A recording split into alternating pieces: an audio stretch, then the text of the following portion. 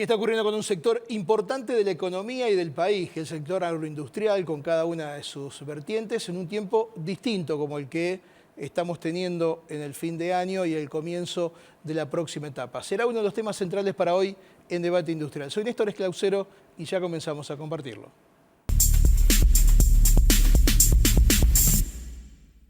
Martín Fraguío es hombre de Maizar, una asociación que trabaja con el maíz y el sorgo fundamentalmente. Martín, Sí, gracias por exacto. venir. ¿Cómo estás, Néstor? Muy bien. Qué gusto. Muy vinculado a todo lo que es el sector agroindustrial, es decir, no solo del campo, sino al valor agregado de algunos de esos productos. Exactamente. La pregunta de estos días es, con la devaluación, Sí. ¿este sector va a aumentar todo? ¿Se va a ir a desmanejos en los costos de producción y de lo que va a salir fundamentalmente en los alimentos? ¿Puede ser esto así o no? No, en realidad no debe ser o no debería ser como causa el efecto de aumento del precio del maíz y del sorgo que ocurrió por la eliminación de las retenciones y por justamente la variación de tipo de cambio al liberarse. Entonces no debe ser así, al contrario, deberíamos ver con el tiempo si las medidas, digamos, de la cadena comercial y del sector productivo se toman correctamente, que muchos precios van a bajar. Porque algunos dicen, no, con el tema del maíz, el cerdo se va para las nubes, la carne igual, la carne vacuna y así con otras cosas, el pollo, por ejemplo. Sí, yo creo que ahí es importante analizar, cada sector tiene una condición, una situación diferente, ¿no? El principal consumidor de maíz de la Argentina es el sector de la carne vacuna. Y hoy con el precio que está teniendo el novillo en pie, lo que hace falta de maíz, digamos, para producir ese novillo en pie es aproximadamente un 10-15%, con lo cual es un porcentaje muy pequeño de lo que es el precio final.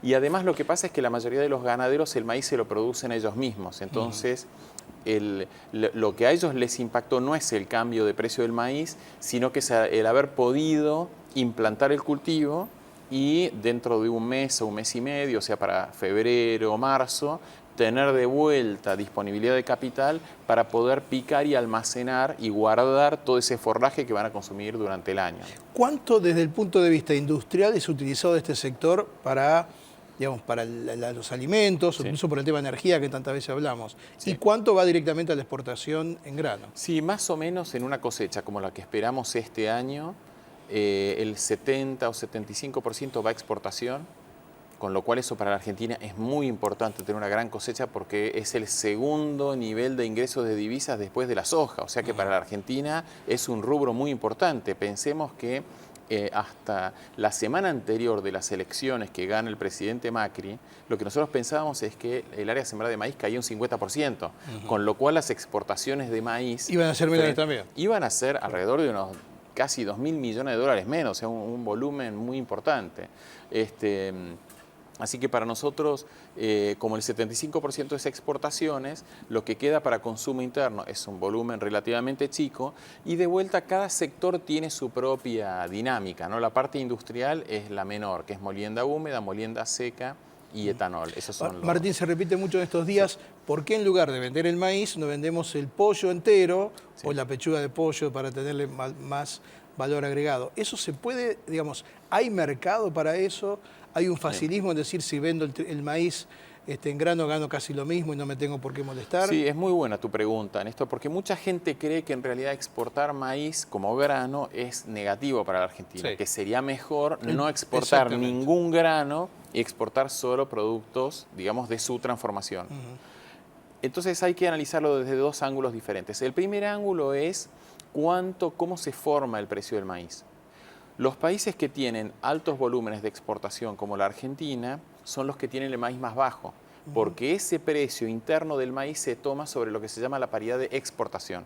O sea, el cliente que nos compra el maíz, supongamos en China, él paga un valor por tener el maíz en su puerto, después está el flete internacional, los gastos, digamos, de FOBING y de exportación, y después el flete interno, con lo cual una empresa que consume maíz en Córdoba está pagando, gracias a esa paridad de exportación, el maíz más barato del mundo. Y la Argentina es el país que tiene el porcentaje del total de maíz histórico mayor, siempre alrededor de esto, 65, 70, 80% se exporta y el resto queda en el mercado interno.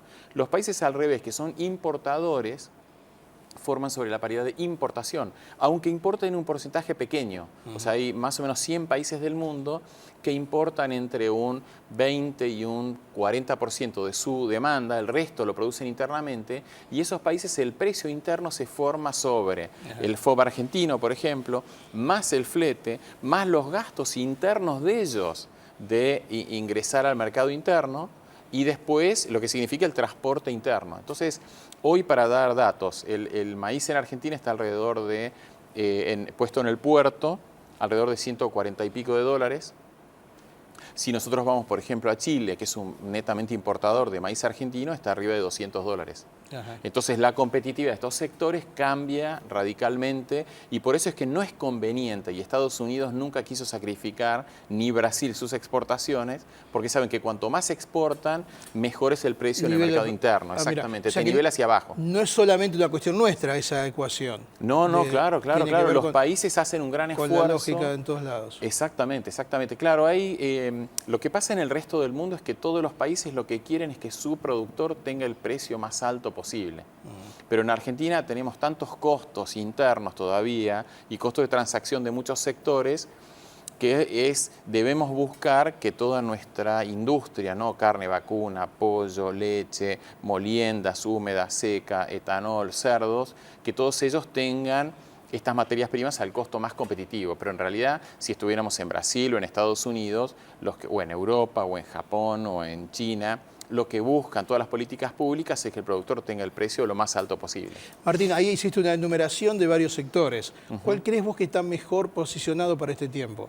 Entendido como mayor producción, mayor exportación, mayor mercado interno para ellos. Hoy el que está más sólido es el negocio de la carne vacuna. Tuvo 8 años terribles donde yo calculo que más de 100.000 personas perdieron su estilo de vida, su forma de vida alrededor de la carne. O sea, son 100.000 familias que perdieron o todo o casi todo por todo lo que pasó. Se perdieron 11 millones de cabezas, pero hoy ese sector tiene un potencial externo y un potencial de desarrollo interno enorme. Tiene algunos desafíos, sobre todo en la reconstrucción de los mercados externos para llegar a un gran volumen rápido.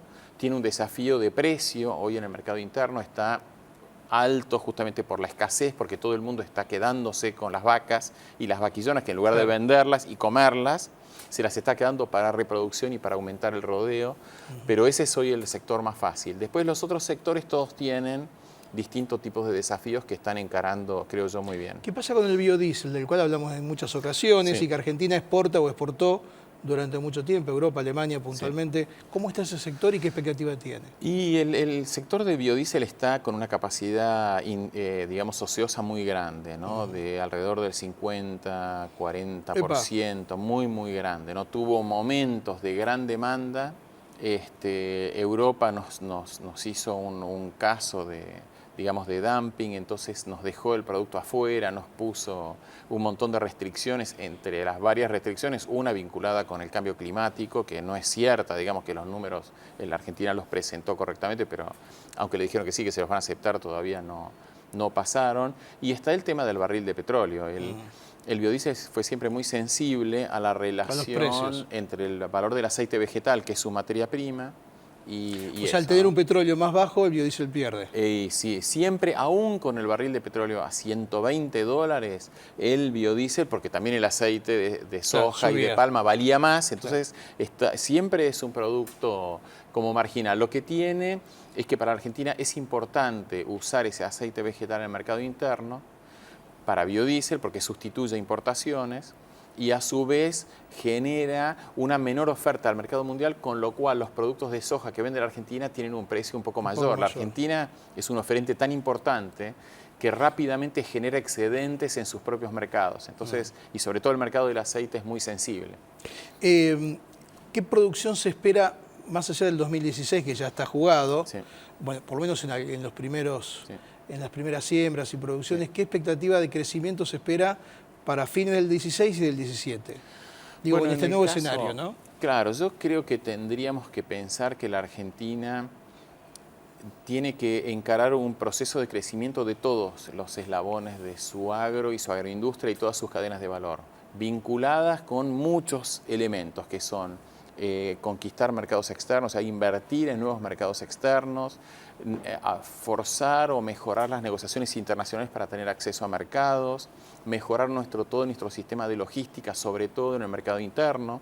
Estamos trabajando en el decreto reglamentario de la Ley de Ferrocarriles Argentinos, que creemos que eso puede generar un cambio muy grande, rápido, en todo el funcionamiento de la logística interna. Y después creemos que tiene que haber inversiones muy grandes en construir en realidad cadenas de valor al estilo que existen hoy en el siglo XXI. Y creemos que ese es el ángulo que nosotros más fuerza estamos haciendo ahora, que sacamos de lado las discusiones de retenciones. O sea, cadenas de valor integradas con el resto del mundo, muy eficientes para importar en forma temporaria, exportar. Por ejemplo, en la industria de los alimentos balanceados, que es fundamental en todo lo que estamos hablando, hay más o menos 100 componentes que vienen de todas partes del mundo, vitaminas, minerales. En el mundo esos componentes se van agregando en distintos productos que van yendo de un lugar al otro hasta formar premezclas, núcleos y distintos elementos antes de llegar al consumo final. La única forma que toda esa cadena de valor de productos que van de distintos lugares se combinan acá, después van acá, se combinan con otros, van acá, se combinan de otra forma y van allá hasta llegar al consumo final, que sean competitivas, es que toda la logística y toda la burocracia vinculada con aprobaciones, ingreso, egreso, sea altamente eficiente. Y la Argentina en eso no hizo nada, inclusive en los últimos 6, 7 años se prohibió la importación temporaria de soja a la Argentina, que era soja que pasaba por el río, muerta de risa. Hay mucha capacidad ociosa también, hablando de eso, con el tema del procesamiento de aceites, ¿no? Exactamente. Sobre todo el río Paraná y los puertos de ahí. Claro, bueno, esperemos que haya un mejor clima. Sí, totalmente. Martín, te agradezco mucho, lo mejor para vos en este año. A vos muchas gracias, felicitaciones por tu programa, que nos ayuda mucho a ir construyendo esta relación entre lo público y lo privado alrededor de un futuro, de un diseño de mundo hacia donde la Argentina tiene que ir. Gracias nuevamente. Gracias. Pausa, la primera, ya volvemos.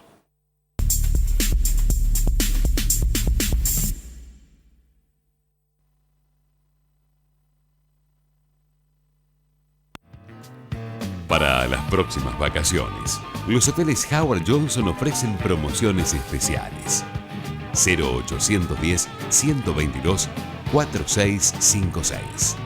0810-122-4656. Howard Johnson makes you feel at home.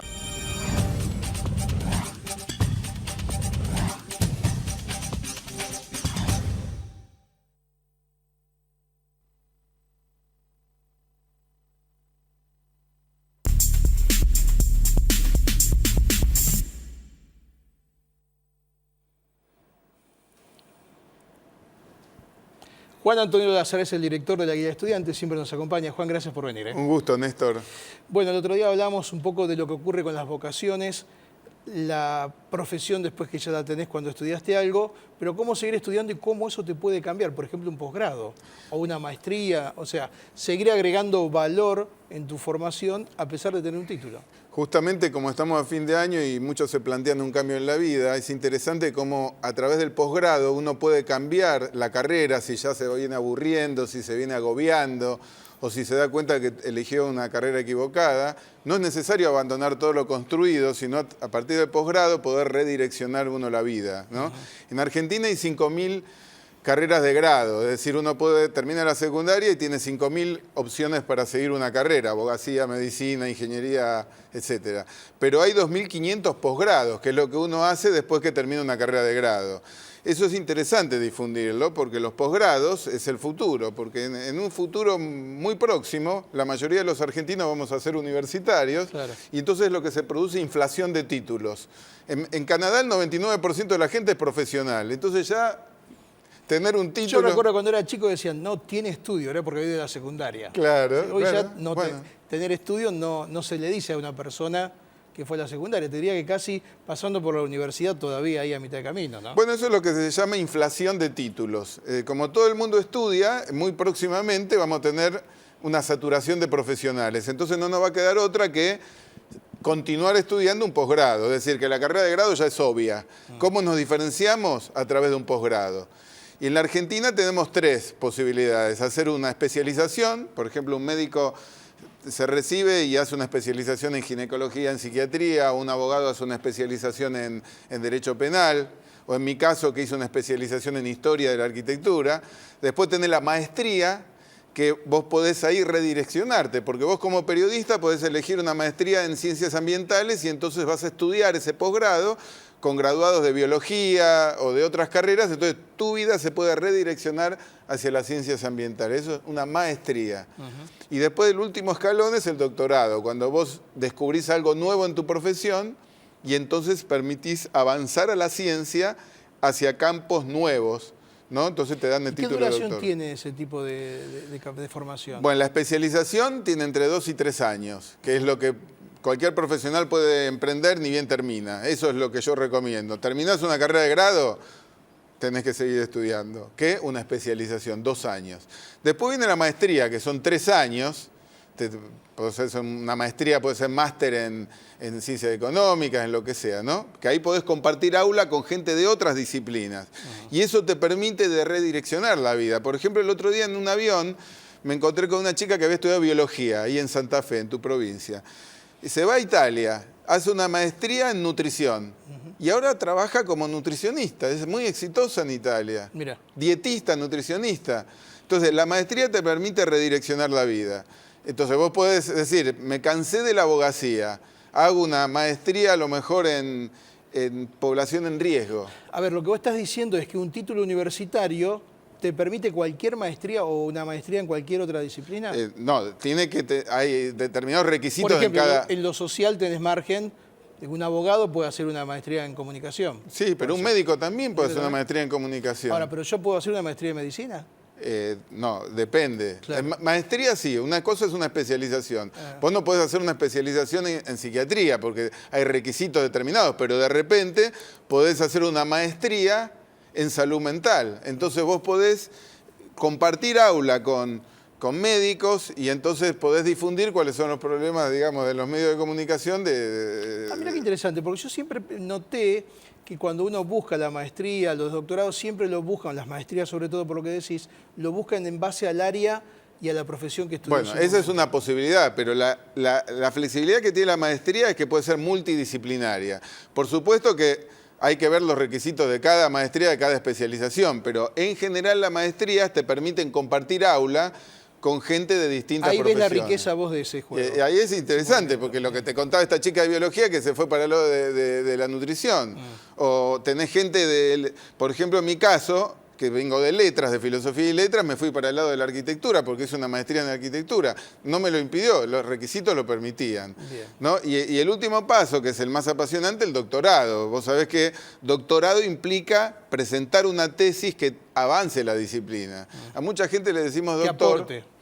Claro, que aporte. Muchos se les dice doctor, pero no han hecho un doctorado. Un abogado acá se dice doctor y no es abogado. Algunos hicieron un doctorado, sí, otros no. Mínimos son. Claro, claro. ¿En tu página están todos estos datos? En la página y en la guía del estudiante también tenés 5.000 carreras de grado y en la página web además 2.500 carreras de posgrado, que es el gran desafío para el futuro, porque vuelvo a decir, vamos a una Argentina donde la mayoría de la gente va a tener una licenciatura o una carrera terciaria. El desafío es seguir estudiando y lo que nos va a diferenciar del resto de la población no es una carrera de grado, sino es un posgrado. Juan, gracias como siempre. Gracias por estar también a lo largo de este año y bueno, espero que el próximo nos podamos encontrar. Buen feliz año y que el 2016 se cumplan todos nuestros deseos. Y algunos deseos que no se cumplan porque a lo mejor son para peor, ¿no? Gracias nuevamente. Pausa la última, ya volvemos.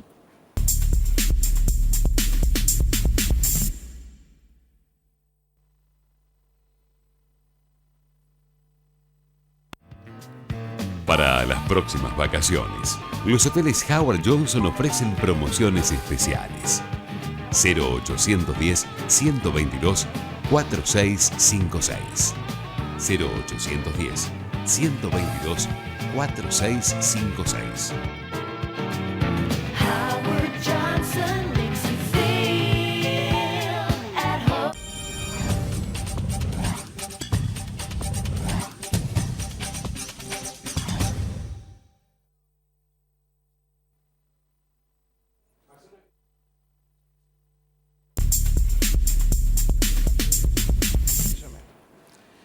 Diego Videla, un dirigente del sector industrial, empresario PYME. Diego, como siempre, gracias por estar. Bueno, muchas gracias. Bueno, termina el año, la expectativa de la economía que viene. ¿Cómo lo ves?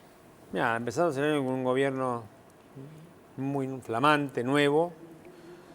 Yo veo las expectativas, creo que son buenas, la gente sigue con esperanza, que es lo importante, que vos tengas a la gente con esperanza, eso es lo más importante. Ahora, yo creo que tenemos que empezar a construir el país industrial, porque si construimos este país industrial que todos queremos hace años, yo siempre digo que en 200 años, que se van a cumplir el año que viene de la declaración de nuestra independencia, no hubo nunca ningún gobierno, salvo Pellegrini, Frondizi, que empezaron un gobierno poniéndole foco a la industria. Yo creo que ahora se va a poner foco a la obra pública, que se va a poner foco a la infraestructura. Creo que el ingeniero Macri en eso lo conoce muy bien. Macri lo nombró a Frondizi en su discurso, Macri, el único presidente que mencionó en el Congreso, ¿no? Sí. En la Asamblea. Bueno, él tiene un origen, el padre era desarrollista, el tío era desarrollista. Pero realmente lo importante de esto es que como hablando de desarrollo, el desarrollo es la base, él lo produce la industria. Y eso produce una economía mucho más siendo una economía más importante. Hoy la industria todavía no es lo importante que es en otros países. Si vos no tenés industria, no vas a ser un país desarrollado, vas a ser siendo un país subdesarrollado. Y como te decía, no estoy viendo el programa de Mendiguren, te decía Mendiguren, los países subdesarrollados no pueden crecer y son en base a que, un gran pensamiento, en base a que vos exportás productos primarios y exportás productos terminados. Lo que tenés es un desbalance, la balanza comercial bastante grande. Entonces, si vos no tendás a hacer al revés, a exportar productos terminados, e importar productos primarios o insumos, estás en un problema, estamos en un problema. El tema es que, lo hablábamos también, ¿no? Cómo mantener un ciclo proactivo, digamos, por un buen tiempo en el país. Porque si vemos en 50 años, en 40 y pico de años de historia reciente, tuvimos buenos momentos, pero después caímos groseramente. Con lo cual siempre la calidad sigue siendo baja, ¿no? Si vos ves lo que pasó en el 73, 74, 75, el de Rodrigazo, después lo que ocurre con la llegada de Alfonsín, que fueron tiempos difíciles aquellos años, pero después, bueno, la convertibilidad, es como que vamos... yo recuerdo en España, una gaseosa costaba 100 pesetas, que era €1, y hoy vale lo mismo casi. 30 años, 25 años. Sí, no hay inflación. La verdad que la inflación es un fenómeno bastante expectativa, es un fenómeno que no tenés. Lo que pasa es que la inflación es lo que te termina de marcar ese escenario complejo de la economía del país, ¿no? No tenés economías sólidas, tú no tenés la economía, porque en la medida que que la industria produce más, obviamente que la productora de todos los bienes, es difícil que Claro. sin una industria que progrese, que se vaya agrandando. Entonces, obviamente, si vos tenés una industria que está chica, la demanda te va a superar siempre la oferta y ahí te va a producir la inflación. Y si no tenés un tipo de futuro económico, tampoco sabés cuál es el precio de reposición de tu producto, entonces marcás un poco más y también te produce inflación. Acá hay que darle una lucha a muerte en la inflación, y la mejor que le puede dar la lucha a la inflación a mediano plazo es la industria. Acá ningún gobierno, salvo te digo Carlos Pellegrini y Frondizi, en 200 años de independencia argentina, han empezado un gobierno diciendo hacemos una propuesta, ni siquiera un plan, una propuesta industrial para 30, 40, como la propuesta tiene que ser para la energía, tiene que ser para la obra pública. ¿Cuál es el perfil industrial del país desde tu punto de vista? ¿O que debiera tener? Mira, debe ser un perfil de todas las industrias. La industria pesada obviamente ya no funciona, que hay industrias modernas, del software, del hardware, tenés industria de Las que no tienen chimenea, que no digamos. tienen chimenea, y tenés industria, la agroindustria, tenés industria textil, tenés la siderurgia, la metalúrgica. Hay un cuento famoso en San Rafael, la empresa Vaso produce bujías para Italia, para la marca Ferrari. Entonces vos en la Argentina tiene un potencial enorme en metalurgia, tiene potencial en maquinaria agrícola, que son también todo metalurgia, en repuestos, en en calzado, en textiles, te voy a repetir, en siderurgia también,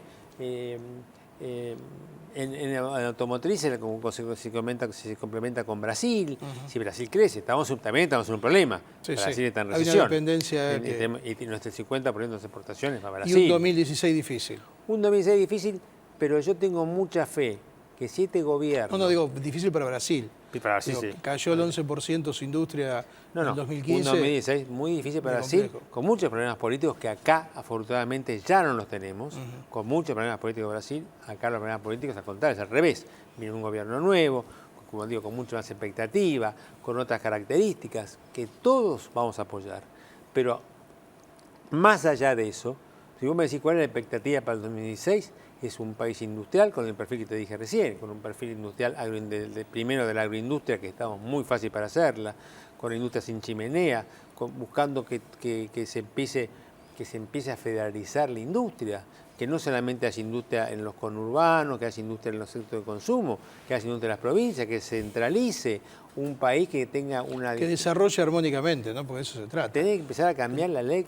Bueno, de eso Macri habló en su campaña, ¿no? Esto de apuntar a que la gente se quede en su lugar, en su tierra, más allá de que se quiera ir o no a otra región del país, pero que tenga oportunidades y desde ahí quedarse, ¿no?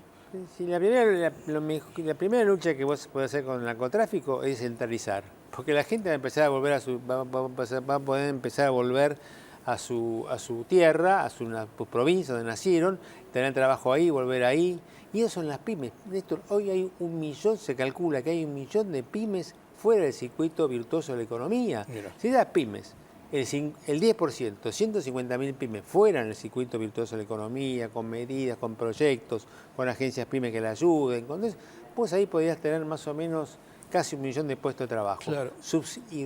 Y reemplazar subsidio por trabajo. Y con reemplazar subsidio por trabajo la gente responde mejor porque tiene que trabajar. Es más dignidad, obviamente. Y tenés 3 millones de chicos que son ni trabajan ni estudian, tenés que ocuparte de eso. Entonces todo eso requiere algo sólido y estable, y lo único sólido y estable que hacer económico, perdóname, es la industria, porque la industria te produce un trabajo sostenido en el tiempo. Yo recuerdo, hay libros que te hablaban que había trabajos que la gente nacía en la industria y moría ahí. Y morían ahí. Ya el primer trabajo terminaba siendo el último. Diego, gracias como siempre. Buen año para vos también. Gracias y bueno, a todos, gracias por a todos acompañarnos un este lindo año. 2016. Ojalá que sea un 2016 muy feliz y que con trabajo, con mucho Exactamente. trabajo. Gracias nuevamente. Gracias. Y gracias a ustedes también. Nos encontraremos la próxima semana. Un nuevo año también aquí en Debate Industrial. Buen año para todos.